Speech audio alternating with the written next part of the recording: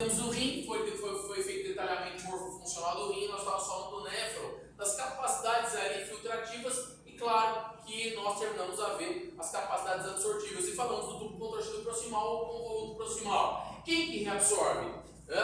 Quem que filtra primeiro? Água, sódio, cloro, potássio, bicarbonato. muito devagar. Água, sódio, cloro, potássio, bicarbonato, creatina, ureia, ácido de glicose, filtrou, agora reabsorve. Quem que reabsorve no tubo contorcido proximal? Reabsorve 100% do aminoácido, 100% da glicose, 90% de bicarbonato e de 65% a 70% de água, sódio, cloro e potássio. Isso tudo no tubo contorcido proximal devido à capacidade aí de gasto energético de ATP, consequentemente da quantidade de mitocôndria por área. Tá? Se vocês pudessem observar no microscópio, podem também, vocês têm a disciplina de histologia, vocês iriam observar através de uma coloração chamada de coloração de succinato deshidrogenase, que é uma coloração azul, vocês iam ver uma grande impregnação de succinato deshidrogenase no tubo contorcido proximal, consequentemente configurando uma alta taxa de mitocôndria, uma alta taxa metabólica, uma alta taxa de reabsorção. Mas é claro que está faltando o quê? Faltando 10% de bicarbonato e está faltando também de 30% a 35% ali de água, sódio, cloro e potássio,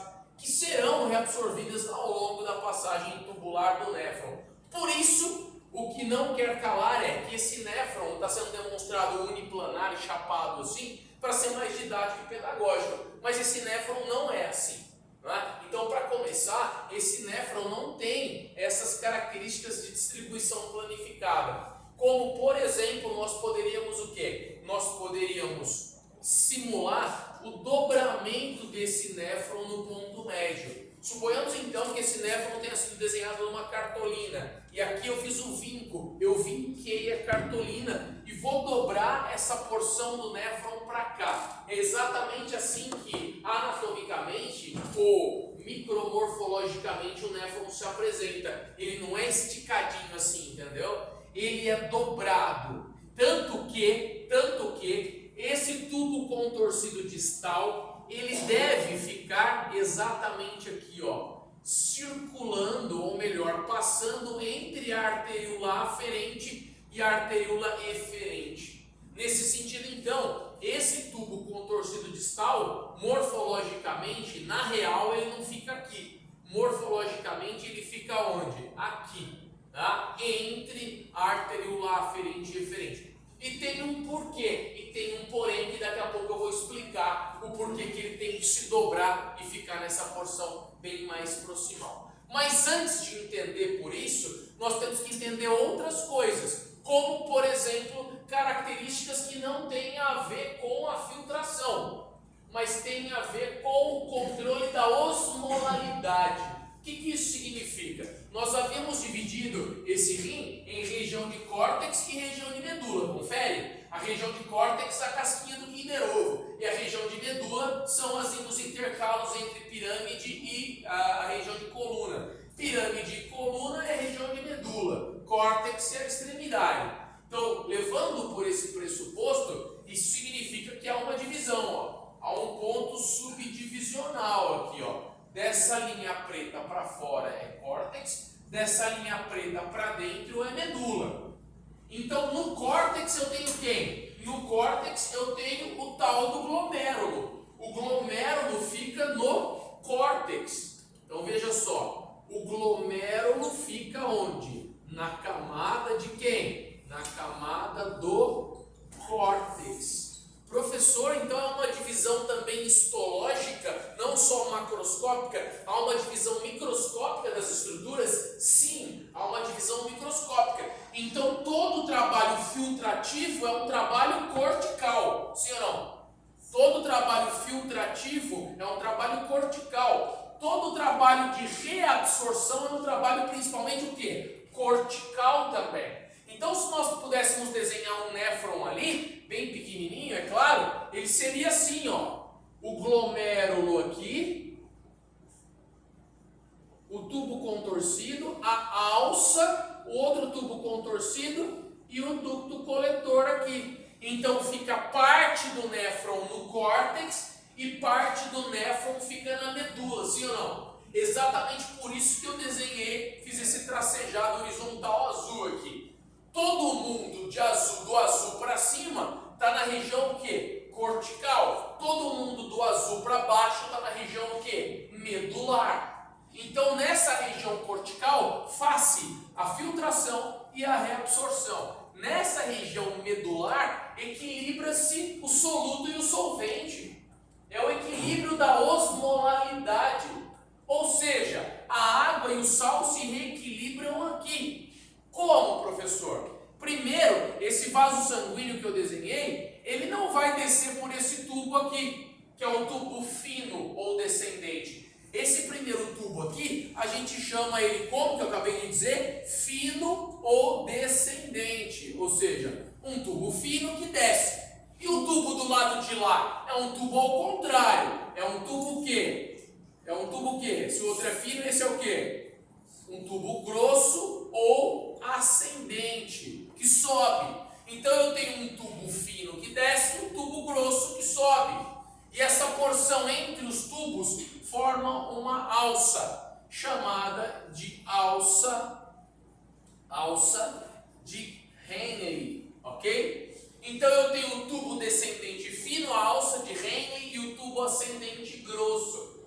E esses tubos têm certa permeabilidade. Um tubo desses aí é impermeável à água, mas permeável ao sal. O outro, por vezes, então, ele é ao contrário. Ele é permeável ao sal e impermeável à água. Então, me diz qual é qual? Digo, esse tubo aqui, ele é permeável ao quê? Ele é permeável à água.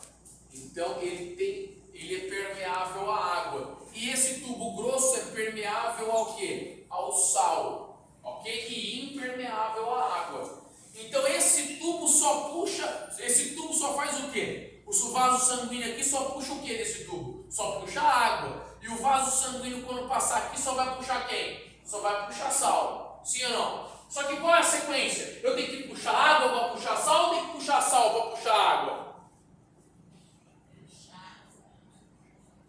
Eu tenho que deixar o ambiente mais concentrado ou menos primeiro?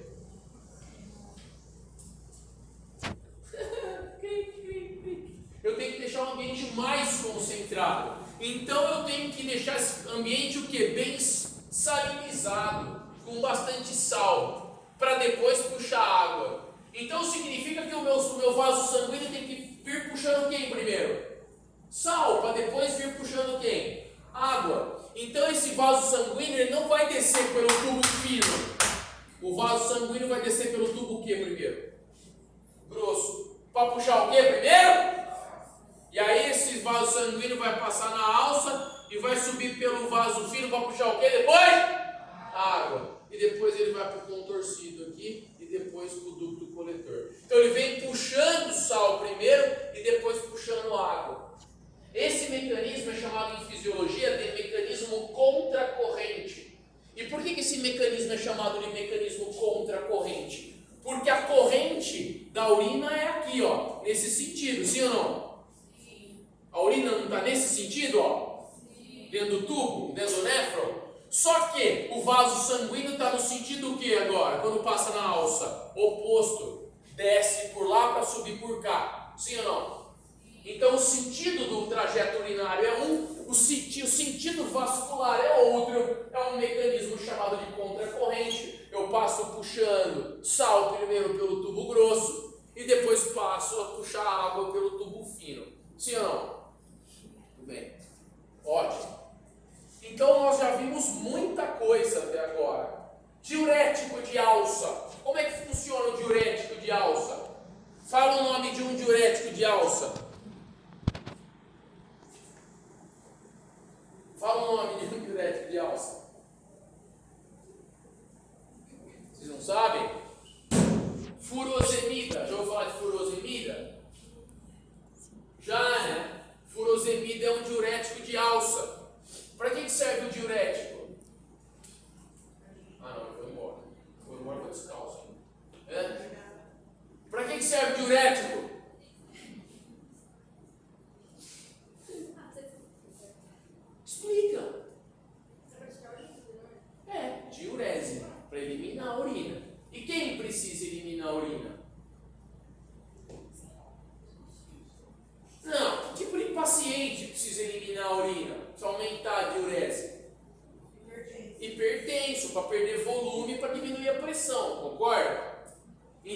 que usar um diurético de alça, daria certo? Daria. O que esse diurético vai fazer então?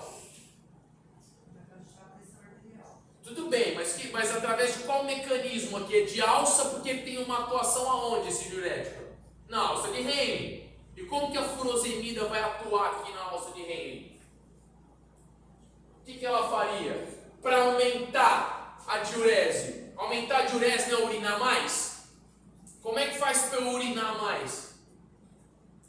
Eu reabsorvo menos sal, né? Porque se eu reabsorver menos sal, eu reabsorvo menos quem pro sangue? Água. Se eu reabsorver menos água, eu elimino mais água. Sim ou não? Então a furosemida vai o quê? Vai ter uma atuação na alça e no tubo o quê? Grosso, diminuindo as atividades de passagem do soluto e obviamente depois do solvente. A água não será reabsorvida pelo sistema circulatório, a água continuará o seu trajeto pelo néfron e será urinada, perdendo volume. Perdendo volume, o que acontece com a pressão? Cai. Por isso que você usa um diurético de alça com um paciente hipertenso. Sim ou não? Quer que volta? Sim ou não? Vocês testam a minha paciência.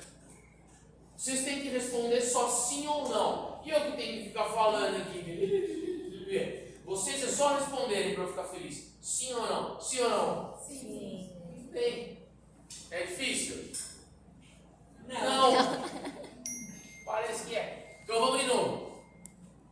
O cara é hipertenso.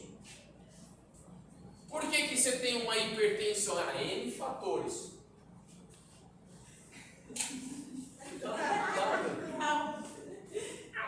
Ó, vamos lá. Vamos lá. Situação 1, situação 2. Vaso A, vaso B, vaso C.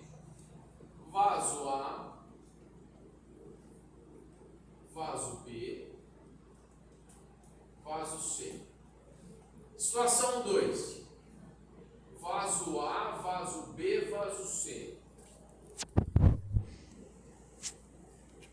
Suponhamos que tenham o mesmo tamanho. Colabora comigo. Situação A eu tenho, situação 1 eu tenho o quê? Alterações de calibre, sim ou não? Sim. Isso aqui é o vaso B é um vaso o quê? Normal. O vaso C é um vaso com vasoconstrição. Diminuiu o calibre. O vaso A é um vaso com vasodilatação. Situação 2. Os vasos têm o mesmo calibre. Então eu tenho uma situação que isométrica. Certo? Mesma medida dos vasos. Vamos colocar sangue? Vamos. Vou colocar sangue no vaso A. Vou colocar quanto aqui? 50 ml por segundo. Está passando 50 ml por segundo. Vou colocar 50 ml por segundo também. O mesmo volume de sangue. Sim ou não? Sim. E no vaso C, também adivinha quanto?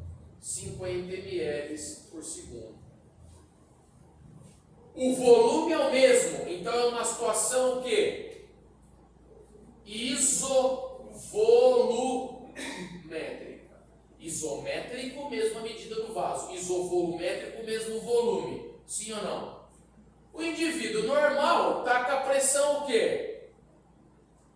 Normal. Só que quando esse cara tem uma vasodilatação, o que acontece com essa pressão? O que acontece quando o vaso dilata? Tem o mesmo volume nas três situações, mas o vaso dilata. O que acontece com a pressão que exerce na parede do vaso? Tem certeza? Tem certeza?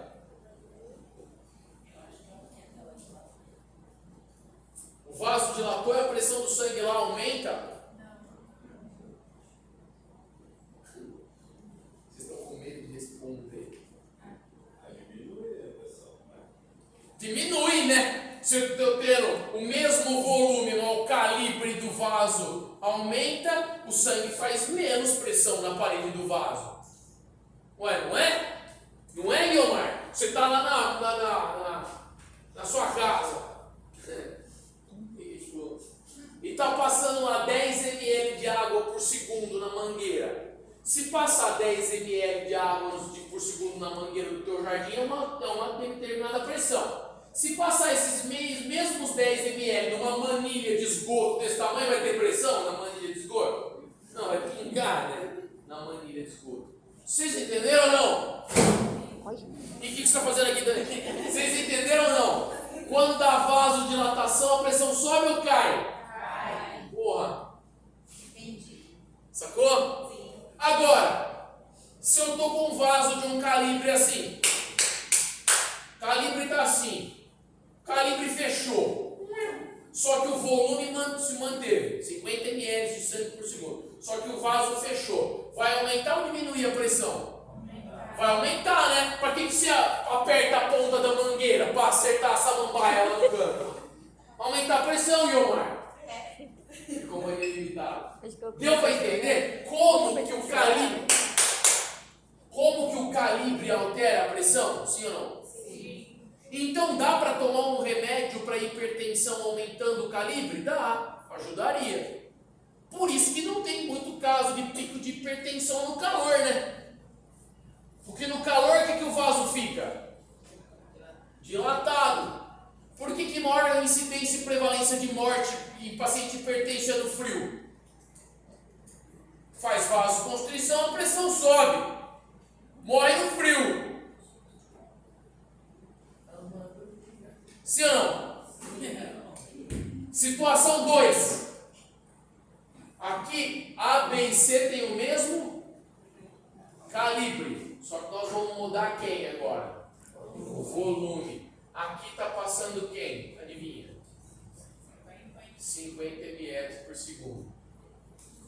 Aqui está passando 10 ml por segundo. E aqui está passando 70 ml por segundo. Em qual vaso a pressão é maior? No C, né?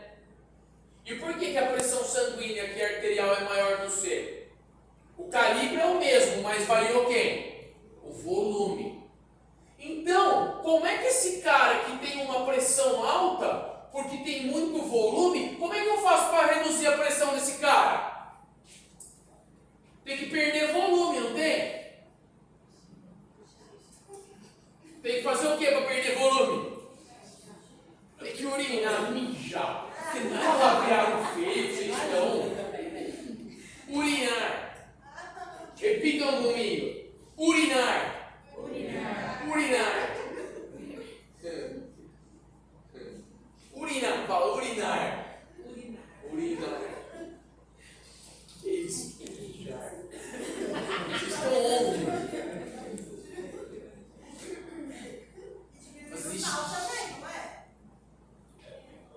É onde eu quero chegar. É aí que eu quero chegar. Então, como é que eu faço para reduzir a pressão quando tem muito volume? Sério, como é que eu tenho que fazer para diminuir esse? Urinar. Vamos voltar para o nosso néfron. Então, eu tenho que aumentar quem? A urina. Aumentar quem? A diurese. Sim ou não? Então eu tenho que tomar um quê? Diurético. No caso aqui, um diurético de alça. Como é chamado o principal, mais famoso? Furosemida, que é o diurético de alça. O que ele vai fazer aqui? Inibir a reabsorção de quem? De sal. Se eu inibo a reabsorção de sal, eu inibo a reabsorção de quem? Então eu reabsorvo menos, vai menos sangue para o vaso sanguíneo. Ou seja, menos sangue para o vaso, vai menos água para o vaso sanguíneo. E essa água vai ser eliminada onde? Na urina. Deu para entender ou não? Agora, tem outros diuréticos que não são só de alça. Eles terão ação em reabsorções de água em outras áreas, como por exemplo, 5% aqui no tubo contorcido distal, 5% aqui no ducto coletor. Entende por que aqui é 65%? Porque depois tem 25% aqui, ó, de sal e 25% de água, e 5 aqui e 5 aqui. Sim ou não? Sim. Só que sempre começa com o diurético do quê? Para não prejudicar as outras áreas do néfron. Mas nem sempre o diurético de alça resolve sozinho. Porque às vezes o cara tem uma descompensação de volume e tem uma descompensação de quem? De calibre. Deu para entender? Aí vai no vasodilatador e vai no volumétrico. E tem mais ainda. E tem mais. Por exemplo, eu posso trabalhar na frequência cardíaca. Se eu reduzo, vocês já tiveram cardio mais ou menos comigo. Se eu reduzo a frequência cardíaca, se eu bombeio menos, vai menos sangue, correto? Diminua a pressão. Essa é a diferença do diurético para o beta-bloqueador. Deu para entender o que é um beta-bloqueador? Mas mesmo assim, às vezes o cara tem uma hipertensão descontrolada. Dá diurético e dá beta-bloqueador e o cara não baixa a pressão do cara. Aí você tem que ir lá no sistema nervoso autônomo, às vezes cauterizar o gânglio estrelado, lembra? Que manda impulso excitatório com o nódulo sinoatrial. Você vai lá e faz uma ablação do sistema simpático. Cauteriza, ela faz uma ablação da cadeia simpática. Tudo bem? Muito bem. Depois dessa passagem, está faltando quem aqui, ó? O controle do ducto coletor, que é isso aqui, ó. Onde isso aqui vai desembocar?